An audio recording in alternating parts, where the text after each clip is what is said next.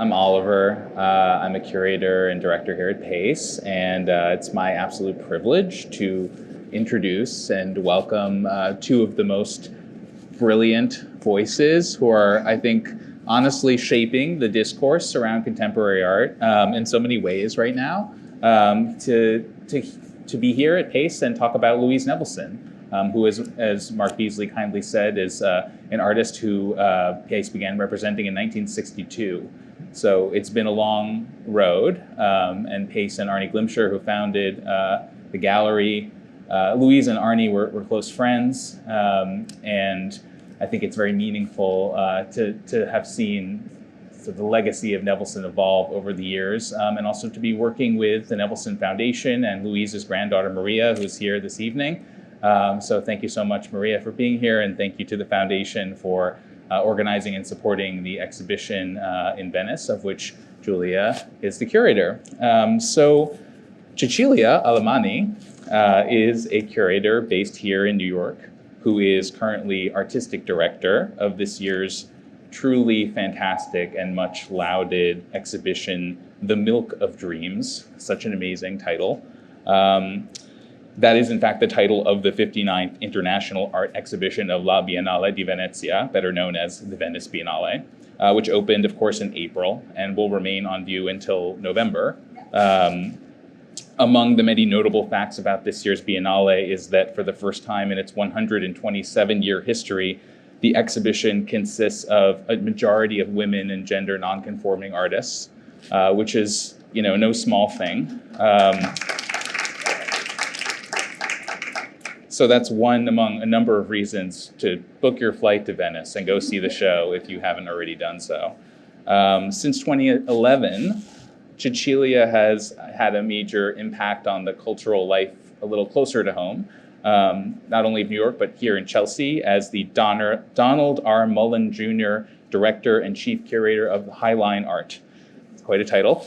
The fantastic public art program presented by the Highline in New York, which stages new work and commissions by contemporary artists that really do enliven the experience of one of New York's most beloved public spaces, or what has become one of, I think, the most beloved public spaces in the city. And it's been wonderful to see that evolve. And in fact, you can look down from this terrace and see the High Line from here. So really, Cecilia, you're our neighbor, and we watch with great interest the things that you mount there. So go walk on the High Line after this talk. In 2018, Cecilia was the artistic director of the inaugural edition of Art Basel Cities in Buenos Aires, and in 2017, she curated the Italian Pavilion at the Venice Biennale, so you have a history with the Biennale, in fact. As of this fall, Julia Bryan-Wilson has taken up the appointment of Professor of Contemporary Art and LBGTQ Art History at Columbia, coming to us by way of the Bay Area and Berkeley. Congratulations. There she taught for, I think, a decade, right? We're all very excited, of course, to welcome her to New York. Julia is also adjunct curator at the Museo de Arte de Sao Paulo, and most recently she served as curator of the exhibition Louise Nevelson Persistence at the Procuratie Vecchie in Venice, which was selected by Cecilia as an official collateral event of the Biennale, which, if you don't know, is a sort of separate independent exhibition, which is nevertheless part of the larger program of the Biennale, and which is selected by the director of the Biennale, in this case, Cecilia. For many years now, Julia has been hard at work on a major book project that focuses on Nevelson, which I'm excited to say is forthcoming from Yale next year, so very soon. And this will be the most recent in a series of really wonderful books that Julia has published, which include one of my favorites, Art Workers, Radical Presence in the Vietnam Era, Radical Practice in the Vietnam Era, and more recently, Fray, Art and Textile Politics, which has won many awards, including the Frank Jewett Mather Award and the Robert Brotherwell Book Award, and so on. So I could go on introducing these two amazing people, but let me just ask you to join me in welcoming Cecilia and Julia today to talk about Louise Nevelson. So to just kind of dig right into it, I want to just focus on what brings us here today, which is Nevelson's, I think it's fair to say, outsized presence in Venice this year, both in the main exhibition in this enormous monumental work, Homage to the Universe, which you included in the Arsenale, and also in the form of the show at the Procuratie, Julia's show. And I want to start by asking you both essentially the same question, which is, why Nevelson now? Why Louise Nevelson at this moment in time, this artist who was incredibly famous in America during her lifetime, but after her death in 1988, she was born in 1899, by the way. So after her death in 1988, I think became increasingly less visible up until the present moment when a lot of younger artists don't really know the work particularly well. So I think this has been an amazing moment of rediscovery for a lot of people. So I would just ask you both, both Julia, what led you to want to do a book project on Nevelson, but also Cecilia, how is it that Nevelson entered your thinking around the Biennale? And maybe you could start by talking about that. Yeah, well, first of all, I would like to thank you all for being here, and thank you, Oliver, for having us, and Pace Gallery. I'm honored and humbled to be here with Julia. I am thrilled to be talking about Louise Nevelson, who is an artist that I always loved. Of course, Julia is the expert here, but I'm thrilled to be here to tell you more about my experience and my reasoning behind including her in the Venice Biennale, because I do think her work is becoming more and more relevant these days. For those of you who have not been in Venice, I want just to start by telling you a little bit about the structure of the show, because some of the inclusions might seem surprising. So the exhibition is titled The Milk of Dreams, which is a title taken by a children's book of a famous surrealist artist called Leonora Carrington. And the show is basically articulated around themes of metamorphosis and transformation, which I think are also very much at the heart of Nevelson's practice, but also thinking of how bodies change under the pressure of technology and in the context of a changing Earth and planet. The Venice Biennale, as you know, is the oldest biennale in the world. It was founded in 1895. So mine is the 59th edition. I made the decision since the very beginning of not focusing only on contemporary artists. There are plenty of contemporary artists in the show. There are actually more than 200 artists in the exhibition. But I wanted to use this opportunity to sort of zoom out from this idea that a biennial should only look at the art made in the last 2 or let's say 5 years. There is plenty of that, but I wanted to include a historical presence of artists mainly working in the 20th century and see what happens when the two clash. So I was very interested in the dialogue and connections and echoes that can be established and can be created among different generations. So the exhibition in Venice is very much structured around 5 small exhibitions within the exhibition. I like to call them time capsules. These are like mini exhibition where the viewer is surrounded by constellations of artworks, mainly of women artists from the 20th century, with some exception. And they revolve around some of the ideas and themes of the show, like the idea of metamorphosis, like the idea of the cyborg. And so Louise Nevelson is part of one of these historical exhibitions. And one of the reasons also I really wanted to focus on works that at first might have been forgotten was really to look back at the history in part of the Venice Biennale, but also in general of the many canonized histories that we study in school, and looked at artists and practices that have been forgotten or obliterated for different reasons, and try to bring them back to the fore. So Nevelson's work is part of a presentation that is in the Arsenale. If you have been to Venice, the Arsenale is the shipyard of Venice, is where La Serenissima was building the boats and ships since the medieval time. The building that we use is called Corderia, and it's a 16th century beautiful building scanned by columns, a very linear building where they used to make ropes and cords for the ships. And I always imagine starting this presentation with Nevelson's gorgeous work, which is titled Homage to the Universe, and it's I believe it's over 30 feet wide and 10 feet high. So it's a massive piece.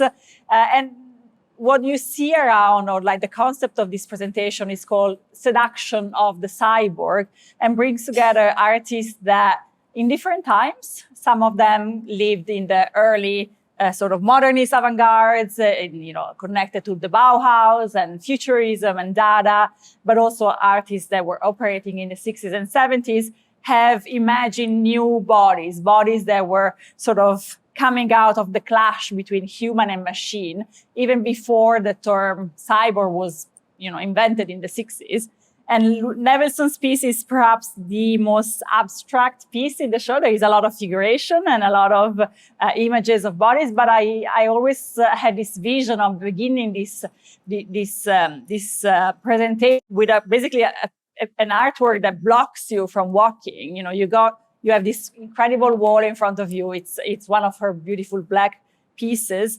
And I always look at these wall pieces, and I think, Julia, you have one very similar in the first room of your show, as this giant mechanism or like computational machines that are kind of animated by their own gears and screws. And so it's a fully abstract piece that alternates empty spaces and filled spaces. So I had this feeling of starting this presentation by setting the tone with a more abstract piece. And I think, in a way, she's also, as you asked, so relevant right now, because her work is really resonant with so many of the concerns that many contemporary artists are facing, the idea of also the connection between the natural and the artificial, and again, the digital and the human.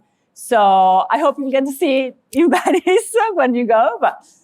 And I think that's sort of, in some ways, you're bringing to Nevelson a different lens when you talk about her in that way. And I think that's also part of what your project is, Julia, as I understand it, is to think about Nevelson, both to embrace the very rich history and the scholarship that's come before and the ways of understanding her work as abstraction, as an abstract expressionist, but also to expand the range of possible ways we might think about what she was doing as an artist. Yeah. Well, first of all, thank you, Oliver, and thank you to everyone at PACE, and thank you to Cecilia for your beautiful show that's so rich, and I know that we're all going to be talking about for so long because there's so many ideas and so many seeds planted there for what art history could look like if you have an expanded vision. And I really do want to thank you for including Nevelson exactly where you did in this idea of the seduction of the cyborg. So bringing together not just the machinic, but also something about physical desire. And Oliver's right. It's not the prevailing reading of what Nevelson's work is about, which is to say, which I see in it as well, this kind of these mechanics or gears splayed open or something to do with circuitry. Nevelson was really a fan of the grid and very inspired by New York and urbanism and the grid not only as a system of rationalization, but the grid, of course, also as a portal. The grid that can be so many things, and the grid that is returned to again and again in our history because precisely of its manifold meanings.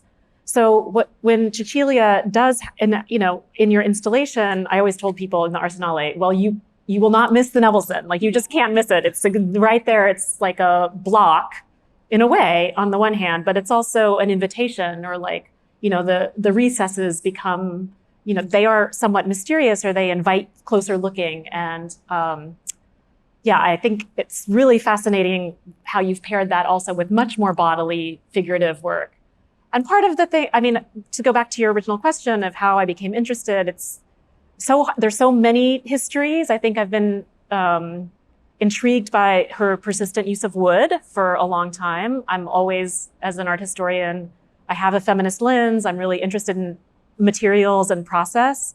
And I also was really fascinated in what seemed to me to be a profound commitment that she had. She found a style. She found a kind of mature sculptural idiom in the 50s, when she was herself in her 50s, after working as an artist for 20 years and experimenting with bronze and plaster and marble and figuration, drawing, and then kind of settled into the sculpture that we all know, which are these gridded walls, usually painted black, sometimes white, sometimes gold. And that she stuck with that. She had an incredible commitment to that form. But that form opens into so many different interpretations. So the form that, so what you seized on, which is this kind of mechanistic, the interface between, circuitry but made out of wood, that's just, there's so many interpretations that her work suggests, I think. And the book is just a series of speculations, actually, about what those meanings are and really about the relevance not only of wood today, but also of her initial process of assemblage and found object work, which was all she was really at the forefront of when she began. In both cases, it's not incidental to either of your sort of projects that Nevelson is a woman. I mean, there are very few women who achieved success, let alone fame, in the generation that she did. And she was really famous. She was a big deal. And many of the figures in your show are, in fact, people who were forgotten or who were unsung or who are not well known. So Nevelson stands out in a funny way. But I think it seems very important that both of you are drawing out a certain kind of specificity about what it means to be a woman making this kind of work, which is, very muscular work, very heavy and, monochromatic. And there's a lot of color in the Arsenale. I mean, it's a chromatically exuberant exhibition. And then here's this giant hulking black wall. So I guess I'm thinking about Nevelson being a woman, and I'm thinking also about feminist discourse and why it is Nevelson's reception and how it's changed over time. And I guess one thing I think about is what is sort of feminist practice and a feminist lens?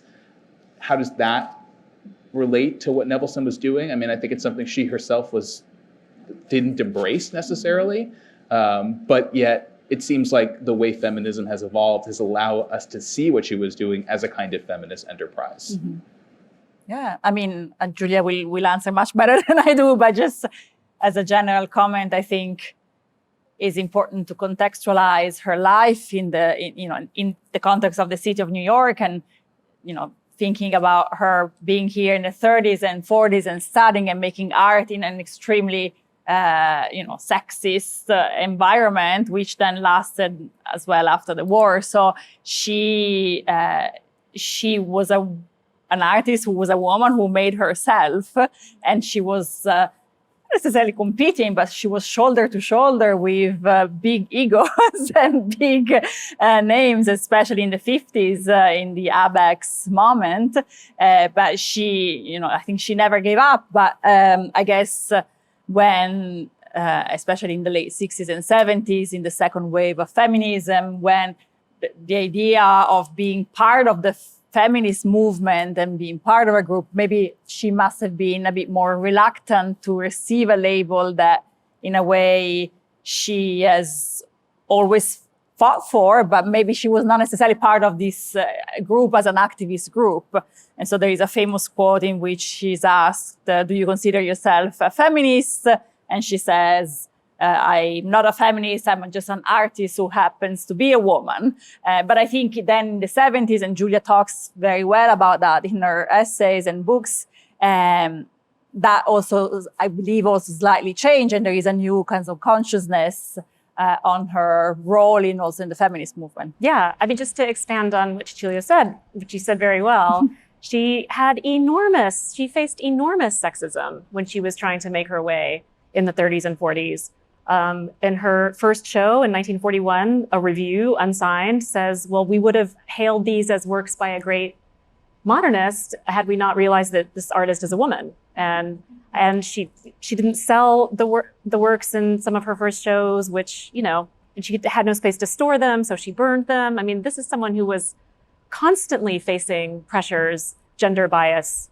And it's true that in the 70s, there's a really famous interview with her by Cindy Nimzer, where she says very stridently, I am women's liberation.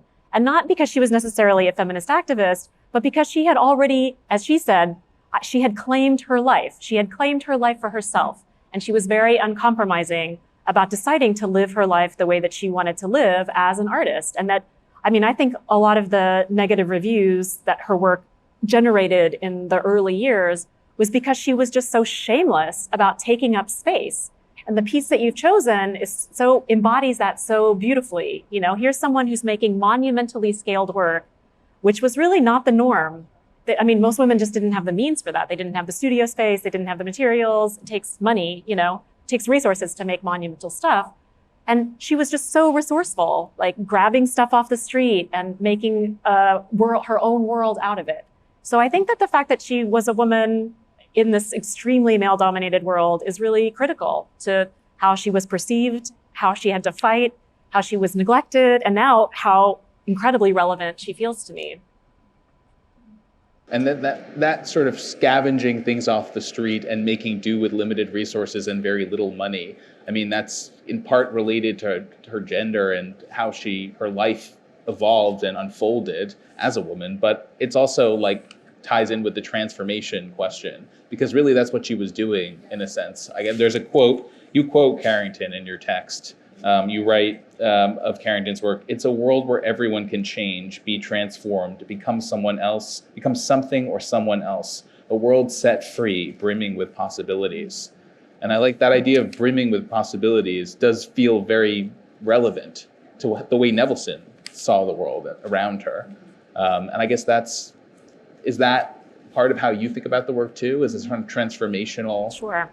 Power? Well, I guess I wanted to say a little bit also about the context of the show Persistence happening in 2022 in Venice, which is that it's the 60th anniversary of Nevelson representing the US in the pavilion at the 1962 Venice Biennale. So it's a really significant anniversary and milestone. So it was such serendipity when the list was published of Milk of Dreams, and we saw that Nevelson was going to be both in this show and then also in the main show. It was really thrilling. So the show came together in part to mark that moment of this major turning point for Nevelson in terms of occupying a global stage in 1962 at the Biennial. When she was how old? When she was 62. 62. So she was like a 62-year-old emerging artist. Exactly. She was a 62-year-old emerging artist. Yeah. I mean, one of her first major institutional shows, which was at MoMA, 16 Americans, curated by Dorothy Miller, she was surrounded by all of these much younger men, like Frank Stella was maybe 23, Jasper Johns, and there she was, a 59-year-old woman. So yeah, there was always this kind of lag in terms of what she was making and how the art world received it. But to go back to the question of transfiguration or transformation, for me, another significant milestone is that one of the earliest texts to, I think, really grasp some of the fundamental precepts that Nevelson was working on is a short, enigmatic text by the very important feminist critic, Carla Lanzi, that was also published in 1962. And in fact, Nevelson in Italy is a really interesting subject. I think she has been best understood there, or the amount of writing that has been done, the way that she has been received. It has resonated in Italy in a way that almost nowhere else they seem to kind of get what she's doing, and has something to do with Arte Povera. I'm not exactly sure. I think that's part of it. But this beautiful text by Carla Lanzi that I quote in my essay mentions something about a kind of female ambiguity that Nevelson seems to be working with, and also the fact that she is, at heart, someone who's kind of destroying the world in order to remake it. That it's about this kind of simultaneous transformation and destruction and transformation. I can't remember the exact quote. But that seems to me totally vital. And it goes back to not only the question of assemblage and scavenging in the found object, but also the kind of unifying function of the monochrome. So a lot of the work that she made was out of recognizable bits of everyday stuff. Furniture, architecture, a lot of it. You can, and especially in the show, there's so many pieces where you can really see like, oh, that was like a animal claw foot from some kind of chair, or that's a piece of fabric. And the effect of the paint that she applied was to bring those things together, to transform them from just everyday stuff into something else. But they always, to me, quite critically, retain some trace of those previous lives. They're never totally demolished. And even in the piece that you showed, which is a very abstract work, we still know it's wood. Its woodness really speaks to us, and the grain and the fact that wood is always a former tree. We still feel that liveliness. And I wanted to hear you say a little bit more actually about the kind of animism in your show, or the question of objects that speak, or the liveliness of how, you know, so many of your objects that you chose do seem to have a kind of agency. Yeah, I mean, that was also very much one of the impulses at the beginning in the show, especially in the Arsenale, where, yes, there is a lot of figuration, but there is also a lot of abstraction and pieces that exist because their material is vibrating. And so I think about the work of a Colombian artist called Delcy Morelos, which is this giant installation made purely of earth. For all of you New Yorkers, one might say that is a sort of version of the Walter de Maria Earth Room, but with a very animistic and very kind of almost spiritual feeling, because instead of being just this perfect block of earth, it's actually a space you can enter with your body. And so the presence of the body, as in Nevelson, the presence of the viewer in front of the object is very, very important. And that's sort of a leitmotif in the exhibition. And I try to have a sort of balance between works that were more explicitly figurative, but also inserting these moments of abstraction, because I think they really help the experience of the show. I'm really glad you just brought up that piece, which is all about smell. Like there's pockets of the soil that smell like cocoa and cinnamon. And I mean, it's got this incredible sensory effect. Because one of the things that I've realized in my research of Nevelson, which started like 8 years ago, is that they also have a smell, because so many of them it's just these like machines for catching dust. You know, all of the crevices and the turned figures, etc.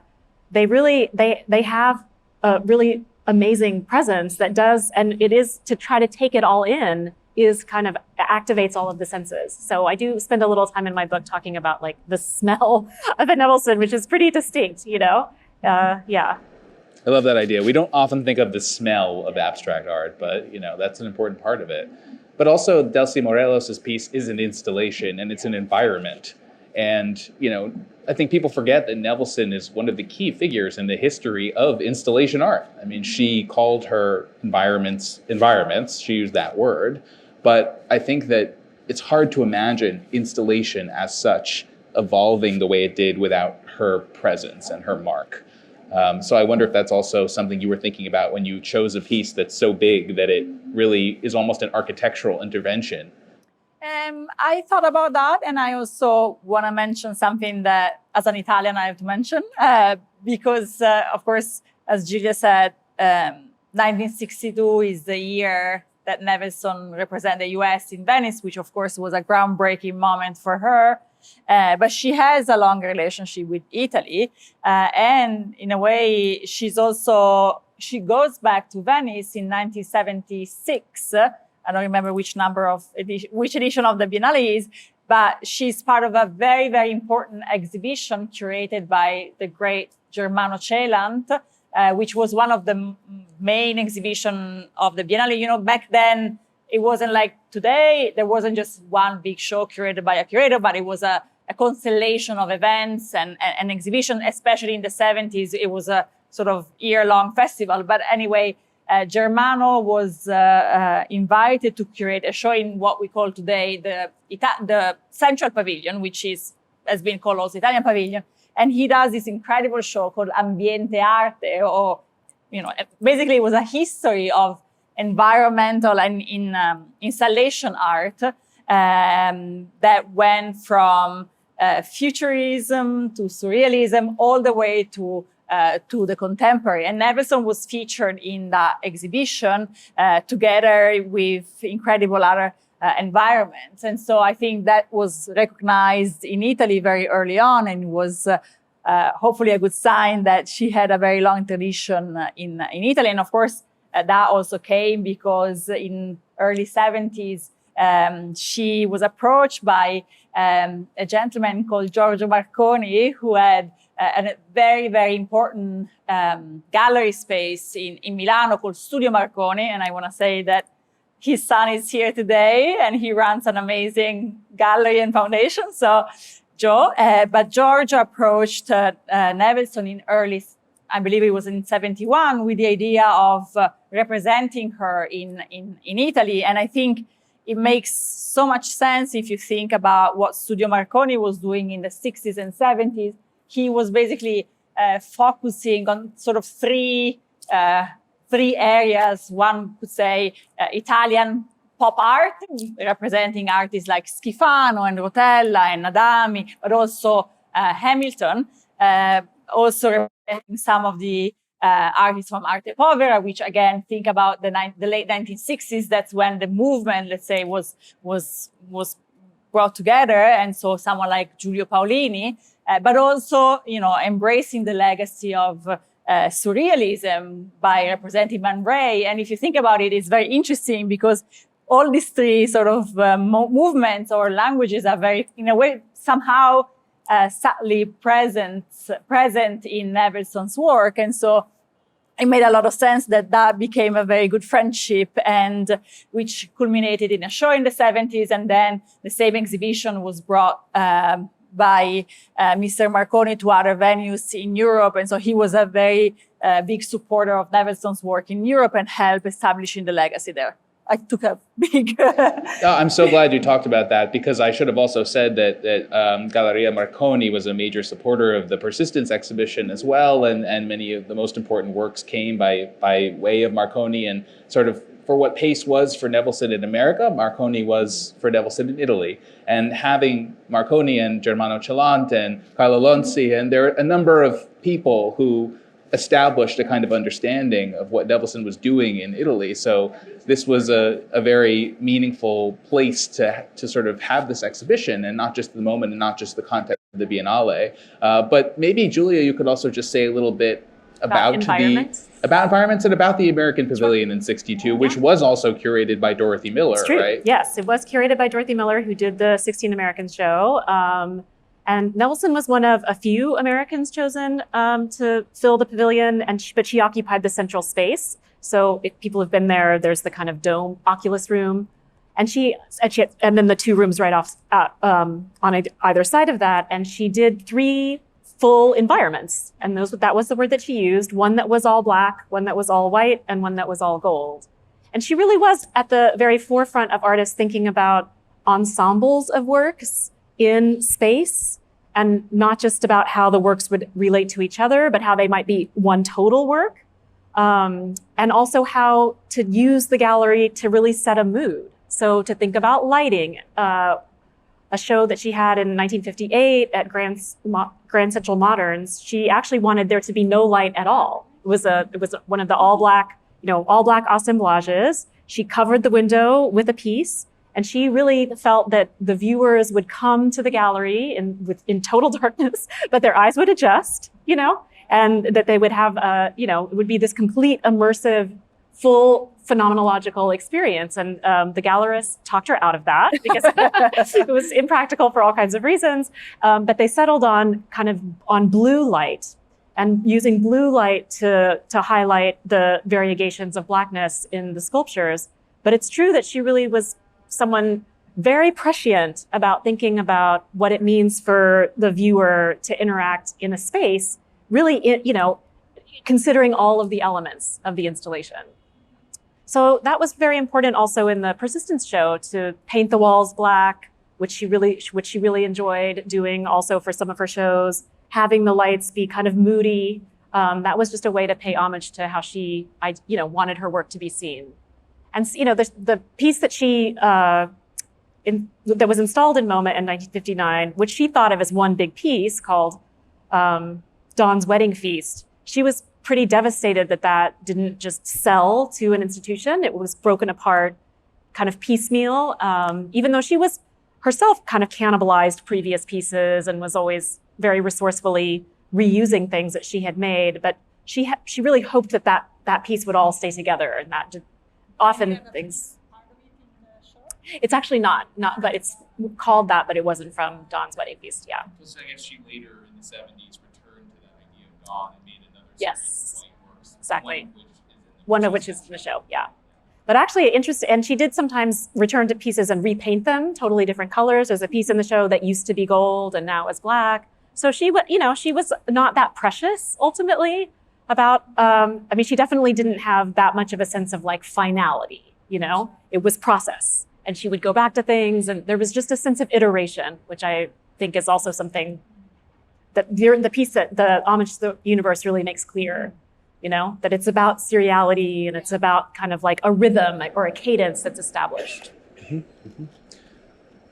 Well, maybe this is a good moment to kind of open it up. No, but wait, I had one question for Cecilia. Oh, sure. I know it's just the question. Well, we'll move to the question section and you can ask the first one. Okay, we're opening, now the floor is open. I'll ask the first question, which is just about the blue floor in that capsule. I don't know if she would have liked it, but I think she would have loved it. I loved it. So this is just to say that if you haven't seen the Biennale, the floor of the large room where Homage to the Universe is installed is blue, which it was a choice you made, presumably. Yeah, so these sort of historical capsules are very different from the rest of the show. The rest of the show is usually installed on white walls, but to kind of convey this idea that you would enter a time capsule or a different space, I worked with an exhibition designer called Forma Fantasma to create environments and an installation that would sort of highlight the themes of that specific presentation. So when you go to the Central Pavilion, there is this presentation about surrealism and futurism. It's a lot of figuration, and it's a completely gold. It's a room painted gold with this beautiful carpet. In the Arsenale, of course, it's harder because it's a giant space. So what we did, we installed a very, very cold neon light on the like a plafond. I don't know if you say plafond in English, but like this kind of horizontal thing on the ceiling, and then the floor is painted kind of electric blue, which and then everything is metallic. So the wall behind Nevelson piece is sort of metallic. All the shelves are metallic because what you see in the rest of the presentations are very much the colors of machines. And so I don't know how she would have felt about the blue floor, but I think it looks really beautiful there. It looks amazing. And I think, she had an affinity with blueness. Yeah. I mean, starting in 1958 with this introduction of blue lights. So I think she would have loved it. I think she would have loved just seeing how bold, you know, and how much space she got to take up. For me, it was also evocative of the watery environs of Venice itself. Yeah, but it was also a monochrome floor. Yeah. And, I can't think of another artist who really worked in monochrome in your exhibition, Cecilia. I mean, there are a few artists that shade toward it, but there was a lot of color in the show. And at one point, Nevelson was asked why she wanted to be a sculptor, and she said, "I don't want color to help me." She said that as a young artist. But then at another point later in her career, she talks about how, well, actually she does work with color because black is a color, contains all these other colors in it. So in a funny way, maybe it's not so monochrome. Sure. And also the idea of what happens with the shadow element, which of course is not a color, but it is something that she very cleverly used to create this rhythm and kind of musicality in her There's always tones. work. There's always tonal differentiation. Yeah. And let's face it, as with all monochromes, of course. As with all monochromes, but the relief aspect of her work does create a play with shadow. And she herself used that idea of shadow again and again in the way she titled her works, talked about her works, described herself as an architect of shadow. And look, I mean, there's a lot of drama in that. She was not without drama as a person. Yeah. And Venice is a city that also seems totally apace with that idea, to me at least. It's a city with a lot of shadows and a lot of drama. So the perfect place for Louise's work. But maybe on that note, we can also open it up to questions from the audience. Yes, I'm wondering to what extent do you integrate Nevelson's biography in your meditation on her work? Yeah, it's such a great question. Thank you for that. It's definitely part of it because it's very important to know that she was born in Ukraine in 1899 and that she fled as a refugee to Rockland, Maine in 1905. And all these touchstones to me they structure the conditions of possibility for the making of her art. Absolutely. But there already are some really great biographies, most recently the 2016 biography by Laurie Wilson. So I also kind of unhinge my speculations from the biography, from being tethered too much to the life story, just not to say that the life story doesn't matter, because it certainly does. But I'm also very interested in the afterlives of Nevelson's work and the kinds of the kinds of influences that she might not have foreseen. Because indeed she had the work influences generations of later artists and Absolutely. young artists who maybe don't know anything about Exactly. her biography. Right. They just encounter the work and they Exactly. have their Yeah. own interpretations of Yeah. it. So Right. Yeah. So I would, I mean, there's plenty of, I mean, there's actually not just the Laurie Wilson, which is just the most recent and the most comprehensive, and it's amazing. And but there's been quite a few biographies, which she had a spectacular life, and she was a very big personality. This is really one of the very first books, my book, to really focus on the work and not be so much about the life. So to me, that's exciting also. It comes out in spring of 2023. we have another question back here on the aisle. Can you please talk about the significance of the collages? The physics of the collages? The significance. Oh, the significance, yeah, absolutely. Well, I think the collages are kind of the surprise of the show for people, for viewers. It's like and to me, they're really the heart of the show. There's 2 rooms plus of these kind of smaller scale, intimate collages, and then bigger collages from the 80s, part of the Volcanic Magic series that she did, where she was integrating like entire bed frames and entire, whole like practically living rooms of furniture were put on these really incredible large scale collages. But the smaller collages, I mean, which she returned to again and again, were like these little laboratory test spaces for her to think about textures and materials. And I mean, I think they are just exquisite, like radiantly beautiful. And everyone I know has been wild about the collages. I get texts all the time from people saying, we had no idea, just the sensitivity of her eye around materials and around combinations of things. So to me, they're hugely significant for just giving us a glimpse into her working process, which is, first of all, absolutely obsessive in a way, like, because she was making the collages at night after she would be working in the studio with assistants, and then just, putting things together with whatever is at hand. So there's textiles, there's pressed bits of metal, there's foil, there's stencils, anything you can think of, is being kind of incorporated into these moments. I don't know if that gets to your question, but they're hugely significant just as she is churning through a repertoire that, is about kind of permutations of the grid, but also spins way beyond the grid. And she comes back again and again to wood, splintered wood, balsa wood. There's a few that are really stunning to me that are simply just like a piece of wood, on a black background, just showing that she was really riveted to these textural contrasts. Yeah.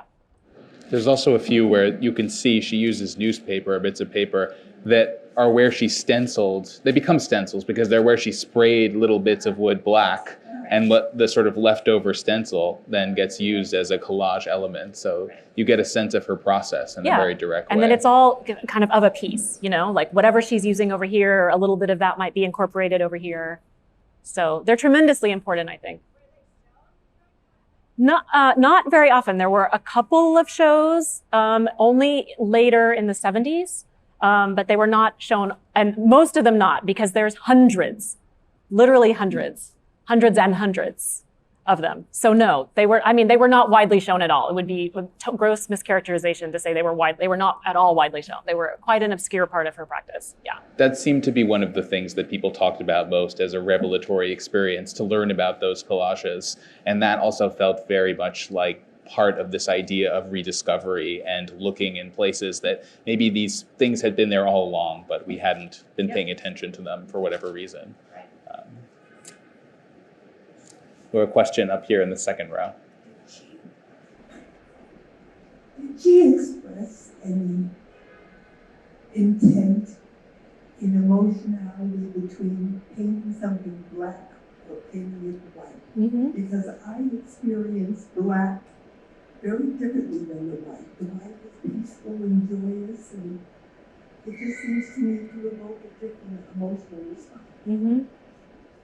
Yeah, she had a lot to say about that, a lot over time. For her, black, she had an incredible and unwavering commitment to the color black. She felt that it was aristocratic, it was grand, it was, she had, there was plenitude there. She had a lot of things to say. She would, you could take just anything, like a 10-cent pencil from the hardware store and you paint it black and it suddenly takes on this elegance. And she felt, and white, it has a different resonance, I guess, in the space. Sometimes I feel like you can pick up on a lot of you can pick up on some of the sloppiness of her work. I mean, to be frank, a lot of it is kind of like, there's a shabbiness, which I love and I embrace. That's not at all insult, but I think you can see it sometimes. It's less forgiving. The white paint is less forgiving. The black paint kind of covers all sins, It kind of especially in reproduction, the black things look just really sleek and elegant. And then often it's kind of surprising to confront them in person and say, oh, they're kind of like shambolic and amazing. You can really feel her working at them.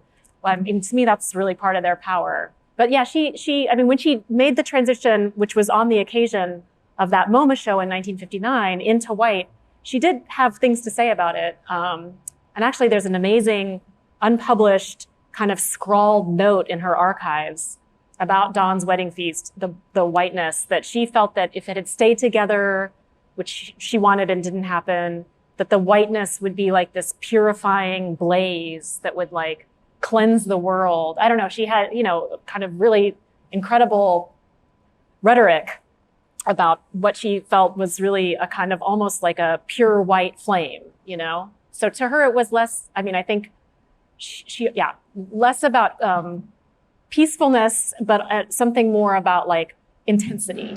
Well, it's also worth mentioning that, Nevelson did make a chapel in New York City, which was recently restored, which consists of white sculpture. Mm-hmm. And the piece you chose for the show, Cecilia, it's like a retablo or something. It's almost like this enormous altarpiece. It's an altar, I mean, the chapel here in New York is really one of the most stunning places. I was just there maybe a couple of months ago, and I urge you all to go visit it because in a way, it's also a great example of her use of white and gold, but not really gold on the altar panel.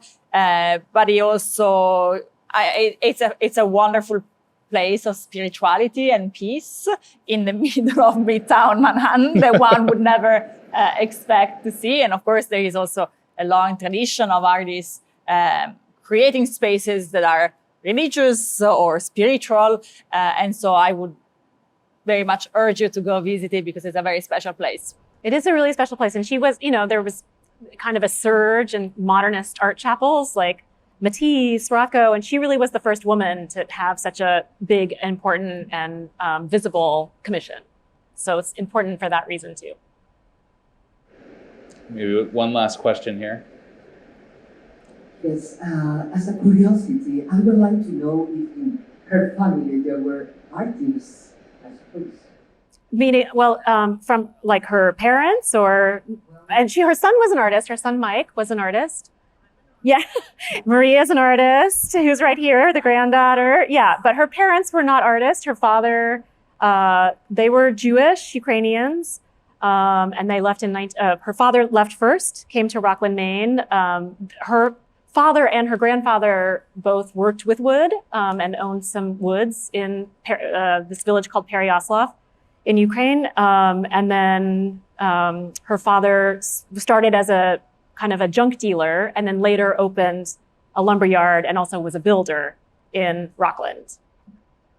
Yeah, but yeah, So there was a lot of wood in the family. There was a lot of wood in the family, but her son was an artist, her granddaughter's an artist, so there's artistry there.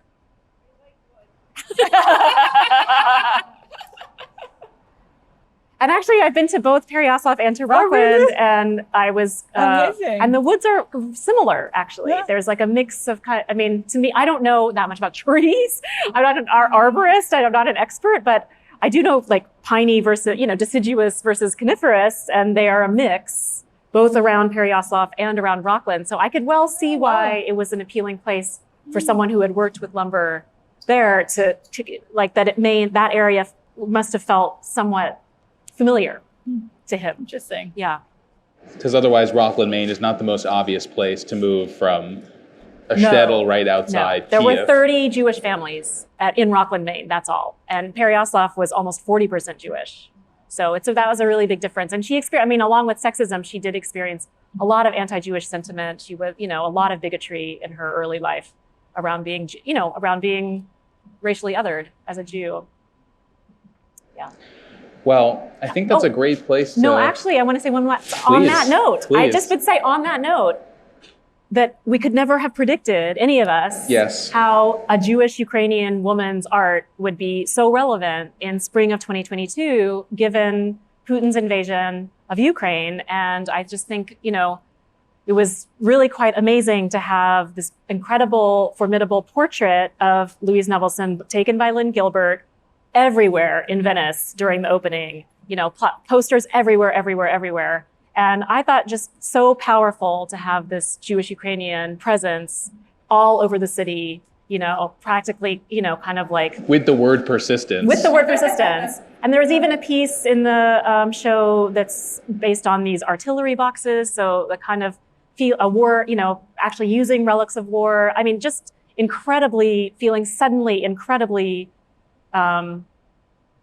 relevant and strikingly so. I mean, tragically so. And her family didn't leave Pereyaslav by choice. They No. were forced out due to the pogroms and the violence against those communities. So That's right. it's a tragic sort of continuity in history. It is. Yeah.